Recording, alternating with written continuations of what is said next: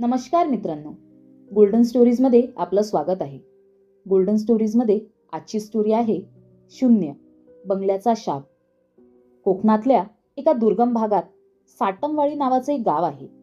त्या गावाच्या वेशीवर एका जुन्या टेकडीवर एक प्रचंड मोठा वाडा आहे. गावकरी त्याला शापित वाडा म्हणतात. त्या वाड्याबद्दल एक भयानक गोष्ट सांगितली जाते. 50 वर्षापूर्वी तिथे एक महान चित्रकार राहायचा. एका अमावस्येच्या रात्री त्याने स्वतः काढलेल्या शेकडो चित्रांचे डोळे चाकूने ओरबडून काढले आणि त्यानंतर तो चित्रकार तिथून कायमचा गायब झाला. कोणालाच माहीत नाही तो कुठे गेला. पण आजही त्या वाड्यातून चित्र काढण्याचा आवाज येतो असं लोक म्हणतात. तर चला आपल्या स्टोरीला सुरुवात करूया. रुद्र हा पुण्याचा एक धाडसी तरुण होता. त्याला जुन्या वास्तू आणि तिथल्या रहस्यांवर ब्लॉग लिहायची आवड होती. गावकऱ्यांनी कितीही बजावलं तरी रुद्रने त्या वाड्यात जायचं ठरवलं होतं. हातात बॅटरी आणि कॅमेरा घेऊन रुद्र त्या वाड्याच्या मोठ्या लाकडी दरवाजासमोर उभा राहिला. दरवाजा उघडताच एक विचित्र कर्कश आवाज झाला. आज सगळीकडे कोडिष्टक आणि धूळ होती. पण एक गोष्ट विचित्र होती. तिथलं वातावरण बाहेरच्यापेक्षा खूप जास्त थंड होतं. रुद्र वाड्याच्या मुख्य हॉलमध्ये पोहोचला. तिथे भिंतीवर मोठमोठी चित्र टांगलेली होती. रुद्रने टॉर्चचा प्रकाश भिंतीवर टाकला आणि त्याच्या अंगावर काटा आला. प्रत्येक चित्रात एकच माणूस होता, पण त्या माणसाच्या चेहऱ्यावर डोळे नव्हते. तिथे फक्त काळ्या रंगाच्या खोल खाचा होत्या. रुद्र विचार करू लागला, एखादा माणूस स्वतःचीच इतकी चित्र का काढेल आणि त्याचे डोळे का काढून टाकेल?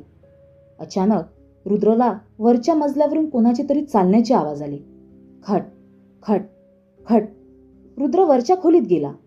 तिथे त्याला चित्रकाराची एक जुनी डायरी सापडली. रुद्रने ती उघडली. शेवटच्या पानावर रक्तासारख्या लाल शाईने लिहिलं होतं, ती चित्र आता मला बघत नाहीत, ती आता माझ्या आत्म्यात शिरू पाहत आहेत. मी त्यांचे डोळे काढले कारण मला त्यांची नजर सहन होत नव्हती. पण आता मला समजतंय, त्यांना माझे डोळे हवे आहेत.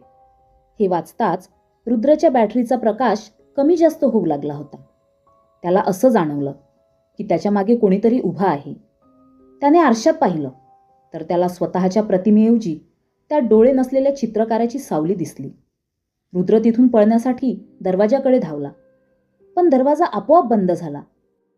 हॉलमधली ती सर्व डोळे नसलेली चित्र आता हलायला लागली होती. त्या चित्रांमधल्या रिकाम्या खाचातून काळा धूर बाहेर येत होता. रुद्रला अचानक स्वतःच्या डोळ्यात प्रचंड वेदना होऊ लागल्या. त्याला समोरचं सगळं अंधुक दिसू लागलं. त्याने आरडाओरडा केला, पण त्याचा आवाज वाड्याच्या भिंतीतच घुमत राहिला. दुसऱ्या दिवशी सकाळी गावकरी वाड्याच्या बाहेर आले होते. वाड्याचा दरवाजा उघडा होता.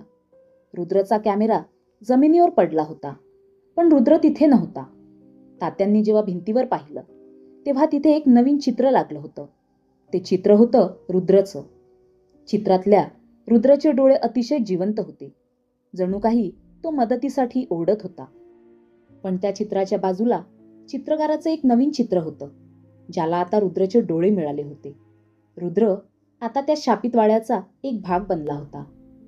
तर मित्रांनो, तुम्हाला ही स्टोरी आवडली असेल तर व्हिडिओला लाईक करा आणि दुसऱ्या पार्टसाठी चॅनलला नक्की सबस्क्राईब करा.